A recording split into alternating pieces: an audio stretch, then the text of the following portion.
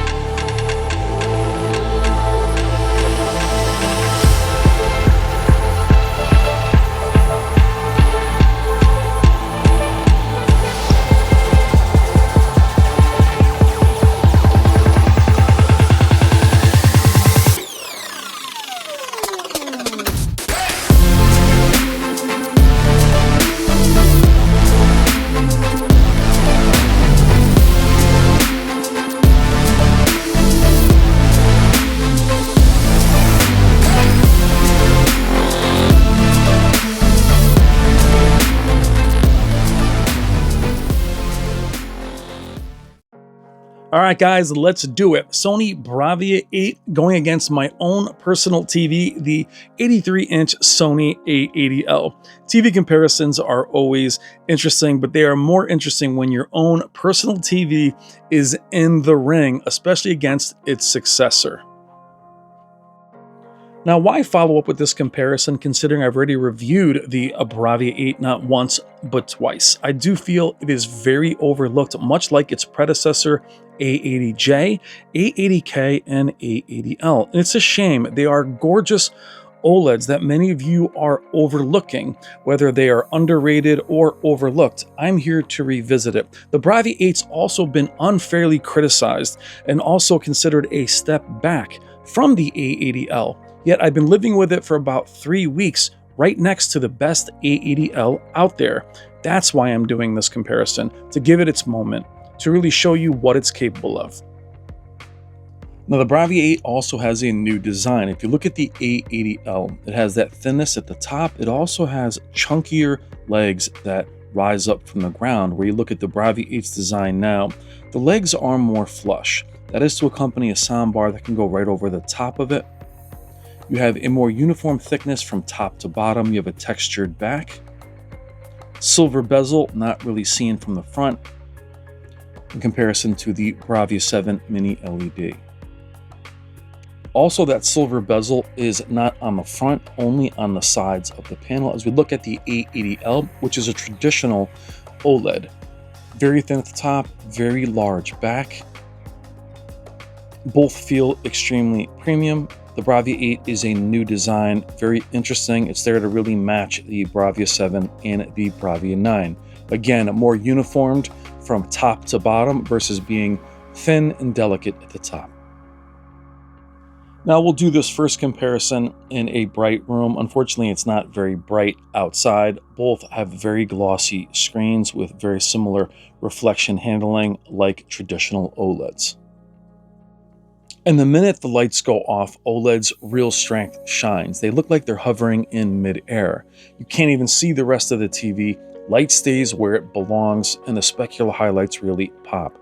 We are in even a very bright preset, and there's no local dimming to worry about. There's no blooming that exists. This is the real strength, not just the micro contrast, but that ability to put any bright object next to a dark one and have no problems at all. Everything stays where it belongs. They literally hover there. And it's amazing to see them in both a bright and dark room. But a dark room, things really pop. And again, you can't see anything else. It's like these screens are perfect rectangles in the air. So what I love about OLEDs that wows me every time I power one on. Now we're currently in the Cinema SDR preset. I will label each demo with a preset that I'm in. Sony's signature is the filmmaker's intent, their new moniker, bringing cinema home. What's great about their presets is regardless of which one you're in, and we'll go through them later, is the tendency to remain accurate even in the most vivid preset. But it's very important to know the signature of each manufacturer. And why that is important is you may want to buy the same technology from another manufacturer, but if you don't love their presets or their signature, the TVs will not look the same. The processing does matter. The way they approach their presets is important, as you can match preset for preset, and other than being in their most accurate mode, the other presets will look wildly different. Even if they have the same technology, here being a WRGB OLED, the nearest competitor will look wildly different in other presets. Now that's not a concern here, as they are siblings and they are the same panel technology. As we move into the Vivid preset, Sony's signature, even on their mini LEDs, is while it's bright, vibrant, and not the most accurate, they still try to adhere to as much accuracy as possible, keeping the gradients, keeping the detail without overblowing the entire image. You have to ask yourself, do you like that signature? I do like the signature quite a bit. You can wander in and out of any preset.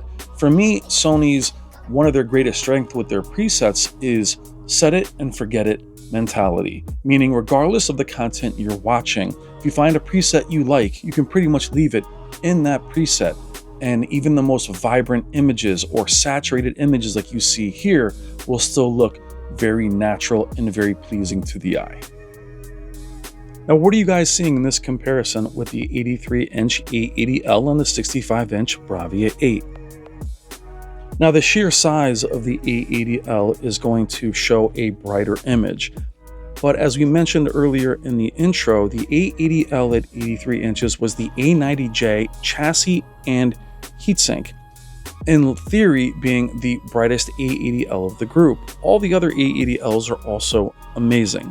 But if the Bravia 8 looks similar to the brightest A80L, then it's definitely a step up from last year's A80L, other than this particular TV being the 83-inch, which is why I think this 83-inch carried over.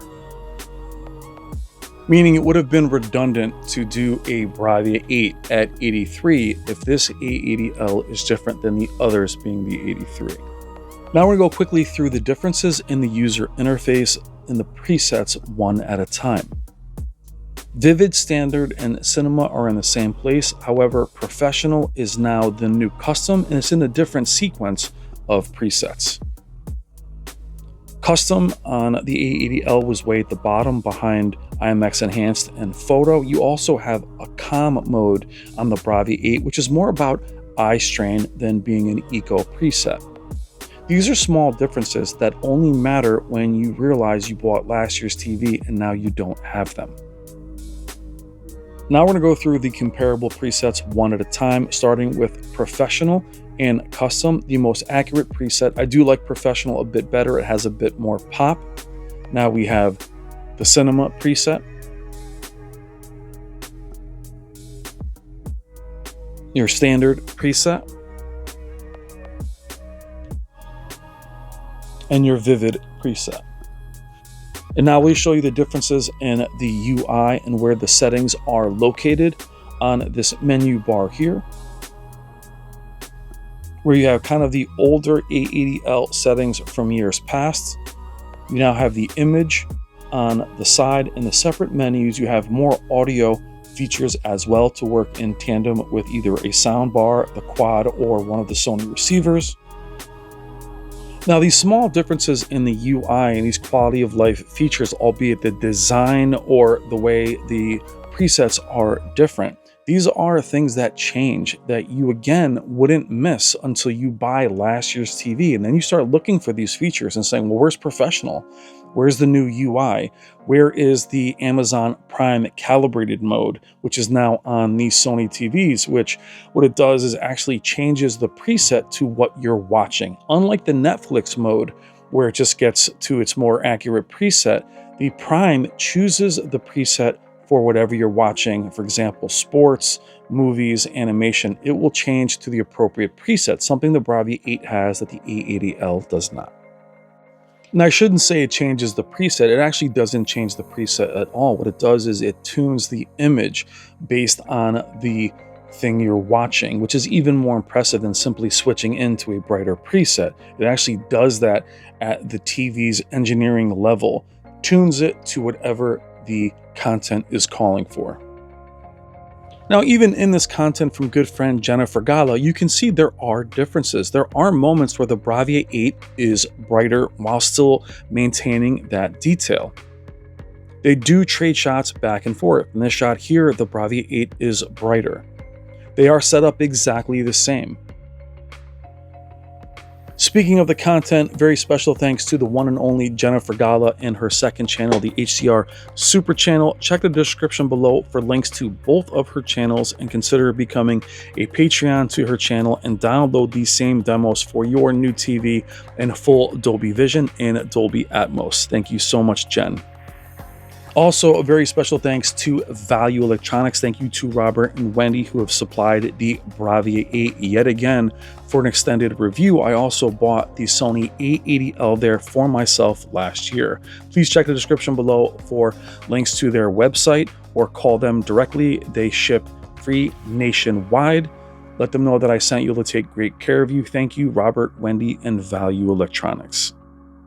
So what are you guys seeing in this footage? Now, why am I showing you this footage? Well, due to copyright, I will not risk the channel showing you movies, but what I am showing you in Jen's content is even higher end content that goes above and beyond 1,000 nits. The real differences between the two will show up as we saw in those thunderstorm demos from earlier. We're really pushing these TVs above and beyond and how they handle much brighter HDR content. Now, having the Bravia 8 next to the A80L for about 3 weeks, I've watched countless movies and shows and low bitrate content. The XR cognitive processor is one of the best in the business.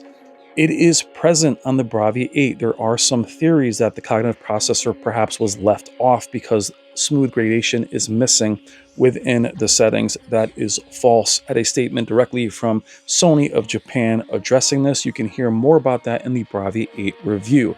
They are equal in terms of upscaling and processing. Also, the Bravia 8, just for being an OLED, is probably the second best overall in terms of picture quality behind the A95L QD OLED due to the micro contrast of OLED in general. The upscaling and the detail, the focal point analysis is more evident in OLEDs. There is more detail by default. One thing I did notice that I can't really show you here is that the Dolby Vision implementation seems to be better on the Bravia 8 or more accurate, where on my A80L, Dolby Vision Dark is nearly unwatchable. It is very, very dim. You end up being on Dolby Vision Bright, but not vivid for Dolby Vision. The Bravia 8 tends to have a clearer, brighter image without having lifted blacks. And now in this next stretch, we're able to see professional and custom go head to head. I wish I could have them at the same size, or even 77 versus 83. And again, they're very, very close and nearly identical. I'll highlight once again that the A80L of this size is brighter than the rest of the A80Ls from last year. Now, is that night and day? Of course not. And the incremental upgrades you're seeing from year to year is where the A80L, or that series of 80 TVs, and the Bravia 8 have been most criticized as being incremental upgrades. Which is fair, as most TVs year after year are incremental upgrades at best, but it's more important to also know that the Bravia 8 isn't actually a step back, which is why this comparison is being done in the first place. I simply had to see it for myself, considering I own the 83-inch A80L, which is the best of the group, which no other reviewer or publication really has to compare. I had to see if it was a step back. Comparing it to another manufacturer doesn't really show you if it's a step back from last year. I had to see if that was the case. You see by the comparison, it clearly isn't a step back at all. And trust me, it's not convenient for me to do this comparison, or for Value Electronics to give up a Bravia 8 this late in the year. I just found it fascinating. You'll also see the Bravia 8 at the same size go against Panasonic's Z85A, which will be fascinating as they do share a very similar adherence to the filmmaker's intent. I'll also get to Value Electronics before the end of the year, as they have a 77-inch Bravia 8 right next to a Sony A95L QD OLED. Can't wait to show you that comparison. These comparisons this late in the year is kind of my favorite thing to do, as you really see the TVs on their own in the beginning of the year and then compared at the end of the year as you're ready to buy. Now, in finishing up this portion, what are the differences that you guys see as we move into gaming? Now, this is where you will see some differences in the UI and even in the game bar. The A80L has your standard game bar. You have more options now on the Bravia 8, namely 3 different presets. You have standard, RTS, and FPS. You also have the ability to do split screen with YouTube to see same time tutorials in your games, which I highlighted in the Bravia 8 review. Check out that video to see that function done. Now, to me, adding these different game genre presets is a big deal. For me, Sony's biggest weakness in regards to their game modes is the ability, or I should say lack of ability, to change the image much. They do have one of the best looking game modes in the business. It is clear, it is gorgeous, it is accurate, but the ability to change that image quality is limited. Even gradation preferred, brightness preferred, their tone mapping, live color, things like that don't make a big difference on Sony TVs. Having these other presets do allow you to change the image quality quite a bit. Also, they can do that without being inaccurate. You'll see how we change the presets here. Now, I love my A80L for gaming, but it does bother me that I can't alter the image all that much. These 3 different presets do look different from each other. RTS being a deeper preset, FPS being the brightest of the presets. If you're going to use FPS on any Sony TV, I recommend going over to the black equalizer. That tab comes on when you hit FPS mode. Knock that down to either low or off, and what you'll end up with is a brighter image. It is punchier, but it doesn't clip. Where if you leave black equalizer completely enabled, it will definitely wash out the image. It will not be attractive. Knock that down and you will have the brighter preset, which doesn't clip the image. All the detail is intact and it is clearly brighter than the A80L. To me, if you want a new TV from Sony in the OLEDs that have these presets, you have to go with the newer model. The A80L does not have that, and it's something that I already sorely miss. Now, to keep things even in this next shot, I'll go back to the standard gaming preset on the Bravia 8 to make them look more similar. But at this point in the video, what are you guys seeing? Has this comparison altered your perception of the Bravia 8 being a step back against last year's best A80L? And I will say too, after reviewing mini LEDs for the last month, the minute I powered on my A80L, I was back in love. And it also prompted me to revisit the Bravia 8. What are your guys' thoughts? What have you seen throughout this video and even in this discussion? Please let me know in the comments what you think in detail or the differences you see. Or if you're someone that has purchased either the A80L or the Bravia 8 or a competitor, let me know your thoughts in as much detail as you can. Now, being in the heavyweight division, I would always go for the 83-inch simply because that's the size that I'm at. I'll only go 80 inches and above. But if there was an 83-inch Bravia 8, those quality of life differences with the gaming presets, the design, the changes in the UI with professional versus custom, and the extra prime video calibration, genre settings, as well as the more elaborate audio options would make me choose the Bravia 8 over the A80L if, again, they had the same sizes available. Now, in closing, I'm very pleased with how the Bravia 8 performed against last year's largest and best A80L. It's an easy recommendation as it's an excellent, well-rounded TV. In terms of picture quality, it only comes in behind the Sony A95L, which is much more expensive than the Bravia 8. It's very well built, it sounds great, even in comparison to last year's larger A80L. And if you want a better value, the A80L at all sizes is an amazing option as well. All right, guys, I'm Brian. This is Tech Therapy. Please consider liking and subscribing. Thank you so much for watching. Love you guys. Take care.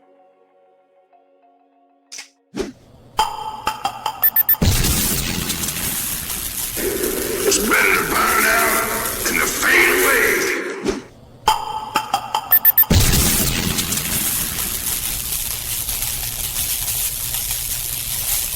There can be only one.